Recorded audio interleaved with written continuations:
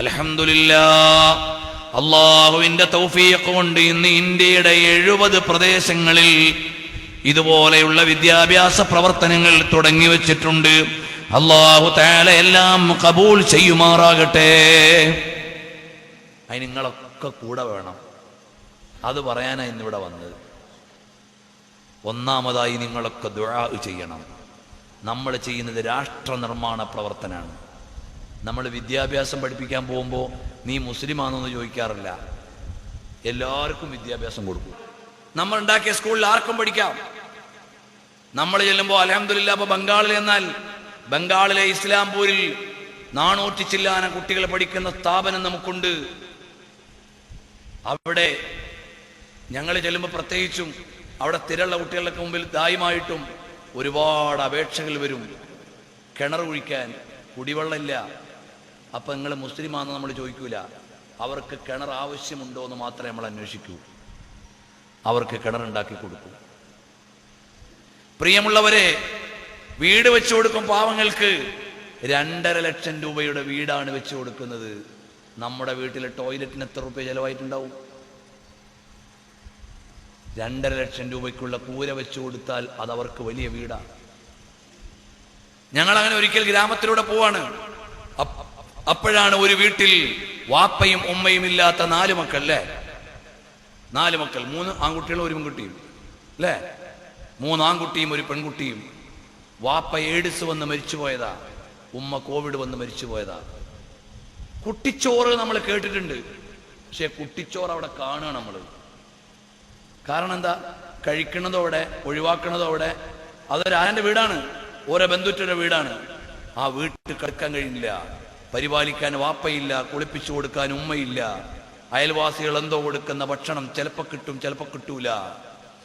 ആ കുട്ടികളെ അറിഞ്ഞത് മുതൽ ഇന്ന് വരെ അവർക്ക് ഭക്ഷണം കൊടുക്കുന്ന നമ്മളാ. ഈ മക്കളെ പിറ്റേന്ന് നിങ്ങളുടെ നാട്ടുകാരനായ എഞ്ചിനീയർ മുജീബ് നേരെ ഗവൺമെന്റ് ഡിപ്പാർട്ട്മെന്റുമായി ബന്ധപ്പെട്ട് ഈ മക്കളെ ചെക്കപ്പ് ചെയ്യണം. ഇവർക്ക് HIV അവസ്ഥ എന്താന്ന്. കാരണം വാപ്പ അങ്ങനെ മരിച്ചുപോയതാണല്ലോ. അപ്പോൾ ഒരു കുട്ടിക്ക് HIV പോസിറ്റീവാ. ആ കുട്ടിയെ നമുക്കൊന്നും ചെയ്യാൻ കഴിയില്ല.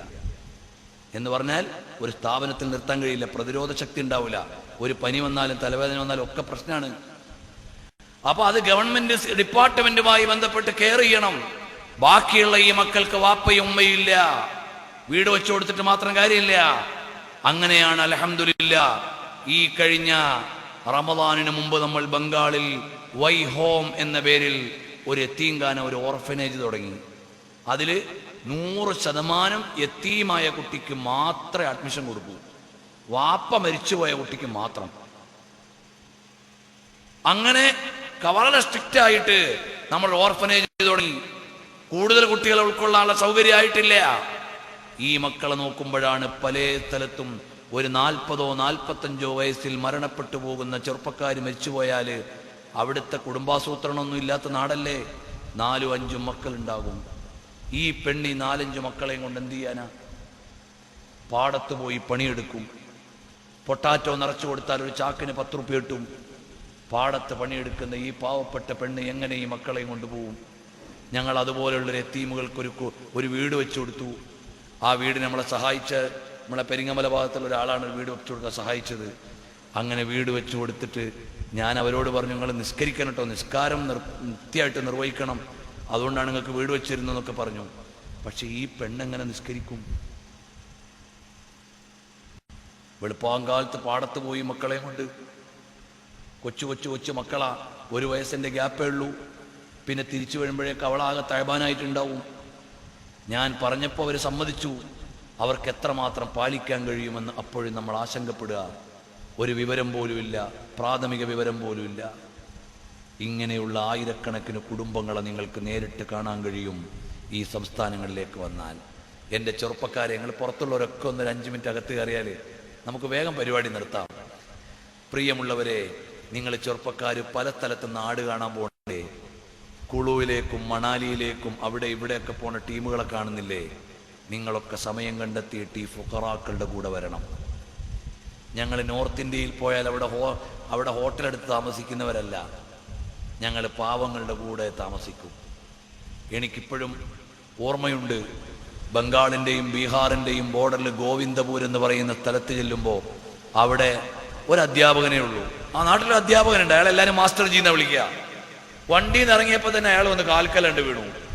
ഞാൻ പറഞ്ഞു, കാൽക്കൽ വീഴാൻ പാടില്ല. നിങ്ങൾ എന്തിനാ കാൽക്കൽ വീഴണേ? നമ്മൾ നിങ്ങളെപ്പോലത്തെ മനുഷ്യന്മാരല്ലേ, എഴുന്നേക്ക്.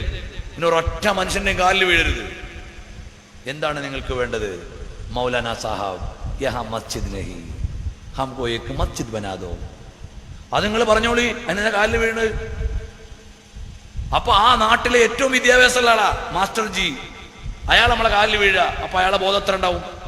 പിന്നെ നാട്ടുകാരെ ബോധത്ര. അപ്പൊ അയാളോട് പറഞ്ഞു, അൽഹംദുലില്ലാ, ഇന്ന് ഗോവിന്ദപൂരിൽ മനോഹരമായൊരു പള്ളിയുണ്ട്. അതുകൊണ്ട് നമുക്കൊരുപാട് ദൗത്യങ്ങൾ ചെയ്യാനുണ്ട്, നമുക്കൊരുപാട് ചെയ്യാനുണ്ട്. ഇതൊന്നും ചെയ്യാതെയും നമുക്ക് ജീവിച്ചു പോകാം. ആരും നമ്മളോടൊന്നും ചോദിക്കൂല. പക്ഷേ ഈ കാലഘട്ടത്തിൻ്റെ ദൗത്യം ഏറ്റെടുക്കാൻ നമ്മളില്ലെങ്കിൽ ഈ ഉമ്മത്തിനെ ഉയർത്തിക്കൊണ്ടുവരാൻ നമുക്ക് സാധിക്കില്ല. നമ്മൾ ശരിയായ രാഷ്ട്രീയക്കാരാവണം. എന്താണ് രാഷ്ട്രീയം എന്ന് പറഞ്ഞാൽ? അധികാര രാഷ്ട്രീയമല്ല, കക്ഷി രാഷ്ട്രീയമല്ല, രാഷ്ട്രത്തെ നിർമ്മിക്കണം. അതാണ് രാഷ്ട്രീയം. ഞാനൊരു രാഷ്ട്രീയക്കാരനാണ്. എങ്ങനെ? ഈ രാഷ്ട്രത്തെ നിർമ്മിക്കുന്ന ഒരു രാഷ്ട്രീയക്കാരനാണ്. ഇവിടെയുള്ള പാവപ്പെട്ടവന് വെള്ളം കൊടുക്കണം, വീട് കൊടുക്കണം, അന്നം കൊടുക്കണം, അഭയം കൊടുക്കണം, അതിനുവേണ്ടി പ്രവർത്തിക്കണം എന്ന് പറയുന്ന ഒരു രാഷ്ട്രീയക്കാരനാണ്. അതാണ് രാഷ്ട്രീയം. പാവപ്പെട്ടവനോട് ഇവിടെ വേറെ ബില്ലും തട്ടിപ്പൊന്നും പറഞ്ഞിട്ട് കാര്യമില്ല. അവന് വേണ്ടത് ഭക്ഷണം, അവന് വേണ്ടത് വെള്ളം, അവന് വേണ്ടത് പാർപ്പിടം. അത് കൊടുക്കാൻ പറ്റുന്നവരായി നമ്മൾ വരണം. അല്ലെങ്കിൽ നമുക്ക് എത്തിച്ചു കൊടുക്കാൻ പറയാൻ പറ്റണം. എന്റെ വീടൊരു ഫക്കീറിന് വന്ന് സങ്കടം പറയാൻ പറ്റണം. ബാബി മഫ്തൂഹുൻ മാദും തുഹയ്യ. മദീനയിൽ ജീവിച്ചിരുന്ന വലിയൊരു മഹാനുണ്ട്, ബിലാൽ പള്ളിക്കടുത്ത്. അവിടെ ഒരു ബോർഡിങ്ങിന് വെച്ചിട്ടുണ്ടായിരുന്നു, ബാബി മഫ്തൂഹുൻ മാദും തുഹയ്യ.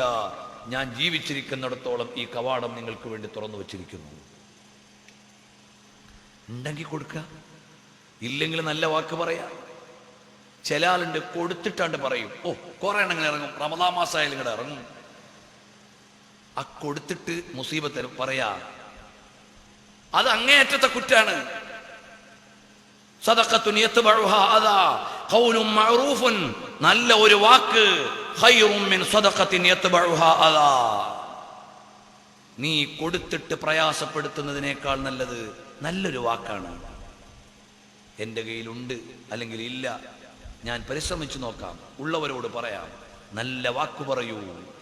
നീ ചിരിച്ചുകൊണ്ട് നിന്റെ സഹോദരനെ സ്വീകരിക്കൽ സ്വതക്കയാണ്, ധർമ്മമാണ്. സയ്യിദുനാ റസൂലുള്ളാഹി സ്വല്ലല്ലാഹു അലൈഹി വസല്ലം. ആരോ ഒരാൾ വരുമ്പോഴേക്ക് മൂറ് കെട്ടുക, മുഖം ഇങ്ങനെ മോശാക്കുക, അത് നല്ല സ്വഭാവമല്ല. നബി സ്വല്ലല്ലാഹു അലൈഹി വസല്ലം തങ്ങൾ ഇന്നക ലഅലാ ഖുലുഖിൻ അദീം, നല്ല സ്വഭാവം നമുക്ക് പഠിക്കാനുണ്ട്. നമ്മൾ അറിയൂല, ഒരു നേരം ഇല്ലാത്തവന്റെ വിശപ്പിന്റെ വേദന നമ്മൾ അറിയില്ല, വീടില്ലാത്തവന്റെ വിഷമം നമുക്കറിയില്ല. നമ്മൾ അവനെ ആശ്വസിപ്പിക്കാനെങ്കിലും കഴിയണം.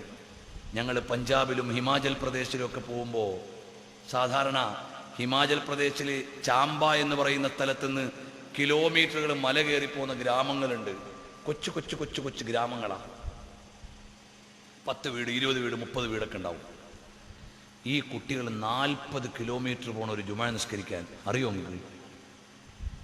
40 കിലോമീറ്റർ പോണ ഒരു ജുമാ നിസ്കരിക്കാൻ. അക്ഷരം പഠിക്കണമെങ്കിൽ 5ഉം 6ഉം കിലോമീറ്റർ നടക്കണം. ഇത് ഇന്നലത്തെ കഥയല്ല, ഇന്നത്തെ കഥ.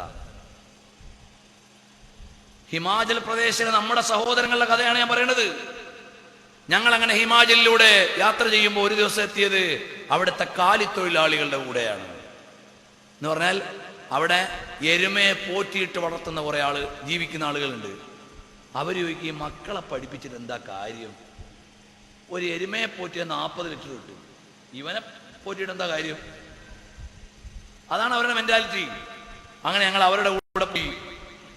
ഞങ്ങൾ ചെന്നപ്പോ ഒരു ഹട്ട്, അതിനുള്ളിൽ ഞങ്ങൾക്ക് കിടക്കാൻ ചെറിയ കട്ടിലൊക്കെ, കയറിന്റെ കട്ടിലൊക്കെ ഇട്ട് തന്നു. രാത്രി ആയപ്പോണ്ട് വീട്ടുകാർ വരുന്നത് നമ്മുടെ കട്ടിലിൻ്റെ അടിക്ക്. ഞങ്ങളൊക്കെ താമസിക്കുന്ന കട്ടിലിൻ്റെ അടിയിൽ ആട്ടുംകുട്ടിയുണ്ട്, ചെറിയ ചെറിയ ആട്ടുംകുട്ടി, പശുക്കുട്ടിയൊക്കെ ഉണ്ട്. അതിന് വെള്ളം കൊടുക്കാനും പിണ്ണാക്ക് കൊടുക്കാനും വരിക. അവരുടെ ജീവിതം അവിടെയാണ്. 6 മാസം അവർ സഞ്ചാരികളായിരിക്കും. കത്വ നിങ്ങൾ കേട്ടല്ലോ കത്തുവയിലെ പെൺകുട്ടിയെ കൊന്നത്. ആ കത്തുവയിൽ ഞങ്ങൾ പോയപ്പോൾ ആ നാട്ടുകാർ മുഴുവൻ നൊമാഡിയൻസാണ്, ദേശാടനം. അവര് നാൽക്കാലിയം കൊണ്ടുപോകും. 6 മാസം അവര് ഇതുപോലെ കർഷകരായി, ക്ഷീരകർഷകരായി നടക്കാണ്. അവർക്ക് സ്ഥിരമായ വാസത്തിനുള്ള സൗകര്യമില്ല. പ്രിയമുള്ളവരെ, അവർക്കൊക്കെ വെളിച്ചമെത്തിക്കാൻ നമുക്ക് സാധിക്കും. ഞങ്ങളൊരിക്കൽ ഡൽഹിയിൽ നിൽക്കുമ്പോൾ ഡൽഹിയിൽ നിന്ന് ഒരു സഹോദരൻ അഥവാ ഒരു സാമൂഹിക പ്രവർത്തകൻ സ്പോൺസർ ചെയ്തിട്ട് ഡൽഹി ജാമിഅ മില്ലിയയിൽ പഠിക്കുന്ന ഒരു ചെറുപ്പക്കാരൻ ഞങ്ങളോട് ബന്ധപ്പെട്ടിട്ട് പറഞ്ഞു, രാജസ്ഥാനിലെ ബാർമീർ എന്ന് പറയുന്ന സ്ഥലത്ത് ഞങ്ങളുടെ നാട്ടുകാർക്ക് കുടിവെള്ളമില്ല. അവിടുത്തെ വെള്ളം ഫ്ലൂറൈഡ് കൂടുതലായതുകൊണ്ട് അത് കുടിച്ചാൽ പല്ലും എല്ലുമൊക്കെ വേഗം പൊടിഞ്ഞു പോകും. അതുകൊണ്ട് ഞങ്ങൾ കുടിവെള്ളത്തിന് ക്ഷാമം അനുഭവിക്കുന്നു. അവിടുന്ന് കിലോമീറ്ററുകളപ്പുറം നല്ല വെള്ളം കിട്ടും. അവിടെ ഒരു കിണർ കുഴിച്ചിട്ട് നാട്ടിക്കൊരു പൈപ്പ് ലൈൻ കിട്ടാനുള്ള സംവിധാനം വേണം. അങ്ങനെ ഈ എഞ്ചിനീയർ, നിങ്ങൾ അഞ്ചലുകാരനായതുകൊണ്ട് എടുത്തു പറയാം, അദ്ദേഹത്തെ പറഞ്ഞു വിട്ടു. അദ്ദേഹം പോയപ്പോൾ വസ്തുതയാണ്. അങ്ങനെ ഞങ്ങൾ 7 ലക്ഷത്തി സംതിങ് രൂപയ്ക്ക് ആ നാട്ടുകാർക്ക് മുഴുവനും കുടിവെള്ള പദ്ധതി ഉണ്ടാക്കി കൊടുക്കാൻ കഴിഞ്ഞു. അൽഹംദുലില്ലാഹ്. ഇന്ത്യയുടെ അതിർത്തി പ്രദേശ. അങ്ങനെ ഞങ്ങൾ ചെല്ലുമ്പോൾ 45 ഗ്രാമങ്ങൾ സ്കാറ്റേഡായി കിടക്കുന്ന ഗ്രാമങ്ങളാണ്. മതിയായ അധ്യാപകനില്ല, ഒരു ഉസ്താദില്ല, ഒരു ആലിമില്ല. അവർക്കൊരു ടൗൺഷിപ്പ് കിട്ടണമെങ്കിൽ 40 കിലോമീറ്റർ 50 കിലോമീറ്റർ പോകണം. ആ നാടുകളിൽ ആദ്യം ആര് ചെല്ലുന്നോ അവർക്കുള്ളതാണ് ആ നാട്. ഞങ്ങളങ്ങനെ ഉൻറോഡ് എന്ന് പറയുന്ന സ്ഥലത്താണ് ഒരു ദിവസം താമസിച്ചത്, ആ ഗ്രാമീണരുടെ കൂടെ. അപ്പൊ അവിടെ എന്താ അവസ്ഥ എന്നറിയോ? നമ്മളൊക്കെ 18 വയസ്സിൽ നിന്ന് 21 വയസ്സിലേക്ക് കല്യാണപ്രായം കൊണ്ടുവരുന്നു പറഞ്ഞപ്പോൾ അഞ്ചൽ മഹലിലും മുളപ്പമൺ മഹലിലും എല്ലാ മഹലിലും രാവിലെ ഒരു നിക്കാഹ്, ഉച്ചക്കൊരു നിക്കാഹ്, ഓടി നടന്ന് നിക്കാഹായിരുന്നു. ആ നാട്ടിൽ ഇപ്പോഴും +2 പ്രായത്തിലാണ് ആൺകുട്ടികൾ കല്യാണം കഴിക്കുന്നത്. കാരണം എന്താ? അവിടുത്തെ സാധാരണ വിദ്യാഭ്യാസം 4-ാം ക്ലാസ്സും വലിയ വിദ്യാഭ്യാസം 8-ാം ക്ലാസ്സുമാണ്. വേറെ വിദ്യാഭ്യാസമില്ല. പിന്നെ പശുവിനെ നോക്കും. പിന്നെ മരുഭൂമിയാണല്ലോ, ആ മരുഭൂമിയിൽ എന്തോ ഒരു വിളവ് അവർക്കുണ്ട്, അതേ ഉള്ളൂ. ആ നാട്ടുകാർക്ക് മത്സ്യം അറിയില്ല. മരുഭൂമിയിൽ എവിടെ മത്സ്യം? നമുക്ക് ഒരു ദിവസം മത്സ്യം കിട്ടിയില്ലെങ്കിലുള്ള അവസ്ഥ എന്താ? അവര് ബജറ കഴിച്ചിട്ടാണ് ജീവിക്കുന്നത്. ആ നാട്ടുകാർ അൽഹംദുലില്ലാഹ് ഇന്ന് കുടിവെള്ള പദ്ധതി ഉണ്ട് അവിടെ. ഞാൻ പറയുന്നത് ഇപ്പോഴും അവിടെ വിവാഹം നടക്കുന്നത് എത്ര വയസ്സിലാ? 10 വയസ്സിലും 12 വയസ്സിലും 14 വയസ്സിലെ പെൺകുട്ടികളെ കല്യാണം കഴിച്ചു കൊടുക്കുന്നത്. ആൺകുട്ടികളെ കല്യാണം കഴിക്കുന്നത് 17 വയസ്സിലും 18 വയസ്സിലാണ്. എവിടെ? ഇപ്പോഴത്തെ ഇന്ത്യയിൽ ഞാൻ ബോധപൂർവം തന്നെയാണ് സംസാരിക്കുന്നത്. നമ്മുടെ ഈ ആധുനിക ഡിജിറ്റൽ ഇന്ത്യയിൽ രാജസ്ഥാനിലെ ബാർമീറിൽ ജയ്പൂർ എയർപോർട്ടിൽ നിന്ന് 700 കിലോമീറ്റർ പോകണം ബൈ റോഡ്. അവിടെ ഞങ്ങൾ പോയി നോക്കി. ഇതുപോലെ ഇന്ത്യയിലെ എത്രയോ ഗ്രാമങ്ങൾക്ക് കഥ പറയാനുണ്ട്. പറഞ്ഞാൽ ഒരുപാട് നേരായി പോവും. എൻ്റെ ട്രെയിൻ നഷ്ടപ്പെട്ടു പോകും. വുഡ്സാൽ ഓഫ് ലിഡാക്കണ്ടി but I promises to keep miles to go before I sleep and miles to go before I sleep. കാരണം സുന്ദരമാണ്, ഗീതകം പാടാൻ രസമുണ്ട്, പക്ഷേ ഒരുപാട് കിലോമീറ്റർ ഇനിയും യാത്ര ചെയ്യാനുണ്ട് എന്ന് കവി പറഞ്ഞതുപോലെ miles to go before I sleep. അതുകൊണ്ട് പ്രിയമുള്ളവരെ, നിങ്ങൾക്ക് ചെയ്യാൻ പറ്റുന്ന ഒരുപാട് കാര്യമുണ്ട്. ഒന്ന്, ഒരു പാവപ്പെട്ട യതീമിനെ ഏറ്റെടുത്ത് പഠിപ്പിക്കുക. നിങ്ങൾക്ക് ചെയ്യാൻ പറ്റും. ഒരു കുടിവെള്ളമില്ലാത്ത വീട്ടുകാരന് 24,000-25,000 രൂപ തന്നാൽ ഹാൻഡ് പൈപ്പ് ഉണ്ടാക്കി കൊടുക്കാൻ പറ്റും. 5,000-ലേറെ കുടിവെള്ള പദ്ധതികൾ അൽഹംദുലില്ലാഹ് കഴിഞ്ഞു. അതുപോലെ വീടില്ലാത്തവർക്ക് ഒരു 2.5 ലക്ഷം രൂപയ്ക്ക് ഒരു വീടുണ്ടാക്കി കൊടുക്കാൻ കഴിയും. നിസ്കരിക്കാൻ സൗകര്യമില്ലാത്ത നാട്ടിൽ ഒരു 7, 8, 10 ലക്ഷം രൂപയ്ക്ക് മരിച്ചുപോയ വാപ്പൻ്റെ പേരിൽ, ഉമ്മൻ്റെ പേരിൽ, അല്ല നമുക്ക് തന്നെ സ്വർഗത്തിലേക്കൊരു വീടെന്ന നിലക്കൊരു പള്ളി ഉണ്ടാക്കിയാൽ ആ നാട്ടുകാർക്ക് നിസ്കരിക്കാൻ പറ്റും. ഇതുപോലെ ഒരുപാട് കാര്യങ്ങൾ നമുക്ക് ചെയ്യാൻ അവിടെ ബാക്കിയുണ്ട്. നാളെ ഒരു കാലത്ത് ഈ നാട്ടുകാർക്ക് വേണ്ടി നമ്മുടെ നാട്ടുകാർ വേറെ നാട്ടിൽ പോകേണ്ടി വരുമോ എന്ന് പറയാൻ പറ്റില്ല. കാരണം എന്താ? അതിനാണ് ഞാൻ പറഞ്ഞത്, നോർത്ത് ഇന്ത്യ അത്ര വലിയ പ്രാരാബ്ധമുള്ള നാടൊന്നും ആയിരുന്നില്ല പണ്ട്. താജ്മഹൽ അവിടെയാണ്, സമാനമായ കെട്ടിടങ്ങൾ അവിടെയാണ്, റെഡ് ഫോർട്ട് അവിടെയാണ്, ഡൽഹി ജുമാ മസ്ജിദ് അവിടെയാണ്, ആഗ്രയിലെ ഉയർന്ന നിർമ്മിതികൾ അവിടെയാണ്. ഇന്ത്യയിലെ പ്രധാനപ്പെട്ട നഗരങ്ങളിലൊക്കെയും ഷാഹി മസ്ജിദുകൾ അഥവാ രാജകീയ പള്ളികൾ ഷാജഹാനും ഔറംഗസീബും അതുപോലെയുള്ള മുൻകാല ഭരണാധികാരികൾ ഉണ്ടാക്കിയതുണ്ട്. ആ നാടുകളുടെ പേരൊക്കെ എന്താ?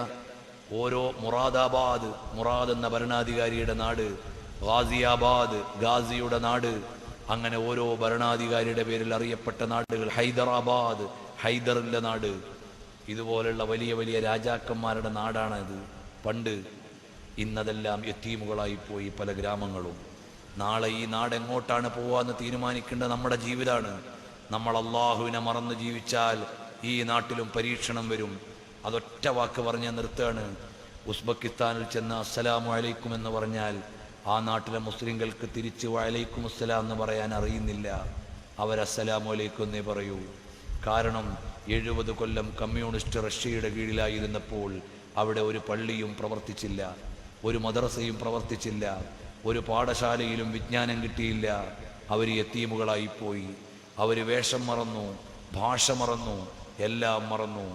എന്തിനേറെ ഉത്തരേന്ത്യൻ മുസ്ലിമീങ്ങളെക്കുറിച്ച് നമ്മൾ പറയും നാമമാത്ര മുസ്ലിങ്ങളെന്ന്. എന്നാൽ ഉസ്ബെക്കിസ്ഥാനിലെയും കിർഗിസ്ഥാനിലെയും കസാക്കിസ്ഥാനിലെയും അസർബൈജാനിലെയും മുസ്ലിമീങ്ങളെക്കുറിച്ച് പറയുമ്പോൾ പേരുപോലും മാറിപ്പോയി. റഷ്യൻ നെയിമുകളാണ് അവർക്കുള്ളത്. പേര് കേട്ടാൽ മുസ്ലിമാന്ന് പറയാൻ പറ്റൂല. അവർ നമ്മളോട് ചോദിക്കും മുസ്ലിം, അതെ നമ്മൾ പറയും മുസ്ലിം എന്ന്. അപ്പോഴാണ് അറിയാൻ പറ്റുക അവർ മുസ്ലിമാന്ന്. വേറെ ഒന്നും അറിയണില്ല. ഇപ്പം 20 കൊല്ലത്തിലേറെയായി ഈ രാജ്യങ്ങളൊക്കെ വീണ്ടെടുക്കാൻ ശ്രമിക്കുമ്പോഴാണ് പണ്ടത്തെ മദ്രസയുടെ മൂല്യം അവരറിയണത്. അപ്പം നമ്മൾ ഇന്ന് മദ്രസ കെട്ടിടമൊക്കെ ഉണ്ടാക്കിയിട്ടുണ്ട്.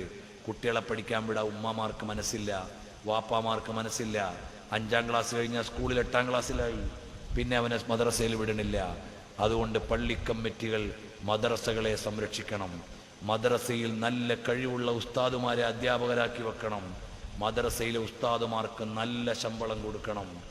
നല്ല ശമ്പളം കൊടുക്കുമ്പോഴേ യോഗ്യരായവർ മദ്രസയിൽ നിൽക്കൂ. ഒരു LP സ്കൂൾ അധ്യാപകനുള്ള ശമ്പളമെങ്കിലും കൊടുക്കാൻ മഹല്ല് കമ്മിറ്റികൾ തയ്യാറാവണം. അങ്ങനെ മദ്രസകളെ കൂടുതൽ ഡിജിറ്റലാക്കണം. അതുപോലെ സ്മാർട്ട് ക്ലാസ് റൂമുകൾ മദ്രസയിൽ വരണം. നല്ല അധ്യാപകന്മാർ വരണം. ആധുനിക സാങ്കേതിക വിദ്യകൾ മദ്രസകളിൽ കൊണ്ടുവരണം. എന്നിട്ട് കുട്ടികൾക്ക് ചെറുപ്പത്തിലെ ഇസ്ലാമിക വിജ്ഞാനീയങ്ങൾ വേണ്ട പോലെ പഠിക്കാനുള്ള അവസരങ്ങൾ ഉണ്ടാക്കണം. എന്നാൽ ഇന്നൊരു പ്രതീക്ഷ യഥാർത്ഥത്തിൽ യൂറോപ്പാണ്. യൂറോപ്പിൽ ഇസ്ലാം വളരുകയാണ്. ഈ അടുത്ത് ഞങ്ങൾ അമേരിക്കയിലെ ഒരു മഹല്ല് സെക്രട്ടറിയെ കണ്ടു. ഡോക്ടർ ഇക്ബാൽ നിന്നാണ് അദ്ദേഹത്തിൻ്റെ പേര്. അവിടുത്തെ ഇസ്ലാമിക് മൂവ്മെൻറ്റിനെ കുറിച്ച് ഞങ്ങൾ ചോദിച്ചു. യഹിയ റോഡസ്, അദ്ദേഹം ഇസ്ലാമിലേക്ക് വന്ന ഒരു ഇൻ്റർനാഷണൽ ദാഇയാണ്. അദ്ദേഹം ആ രാജ്യത്തെ ഇസ്ലാമിക പ്രവർത്തനങ്ങളെക്കുറിച്ച് പറയുമ്പോൾ നമുക്ക് വലിയ കൗതുകമാണ്. ഹംസ യൂസുഫിനെ പോലെയുള്ള ആളുകൾ ആഗോളതലത്തിൽ നടത്തുന്ന സഞ്ചാരങ്ങളുണ്ട്, പ്രവർത്തനങ്ങളുണ്ട്. പ്രിയമുള്ളവരെ, ഇങ്ങനെ ഇന്ന് യൂറോപ്പ് വലിയൊരു പ്രതീക്ഷയാണ്. അമേരിക്കയിൽ, ബ്രിട്ടനിൽ, ഫ്രാൻസിൽ, ജർമ്മനിയിൽ അവിടെയൊക്കെ ആളുകൾ ഇസ്ലാമിനെ സ്വാഗതം ചെയ്തുകൊണ്ടിരിക്കുന്നു. നമ്മളതറിയണില്ല. അതുകൊണ്ട് നമ്മുടെ മക്കൾക്ക് ഇസ്ലാമിക പ്രബുദ്ധതയുണ്ടാവണം. ചെറുപ്പത്തിലേ ഉണ്ടാക്കി കൊടുക്കണം. ഇന്ന് മുമ്പ് പർദ്ദ നിരോധിച്ച രാജ്യങ്ങളൊക്കെ പർദ്ദയെ അംഗീകരിച്ചു കൊണ്ടിരിക്കുന്നു. അതിൻ്റെ സെക്യൂരിറ്റി മനസ്സിലാക്കിക്കൊണ്ടിരിക്കുകയാണ്. അതുകൊണ്ട് നമുക്ക് ഇസ്ലാമിനെ അടിസ്ഥാനപരമായി അറിഞ്ഞ് പ്രവർത്തിക്കാൻ അല്ലാഹു തൗഫീഖ് നൽകട്ടെ.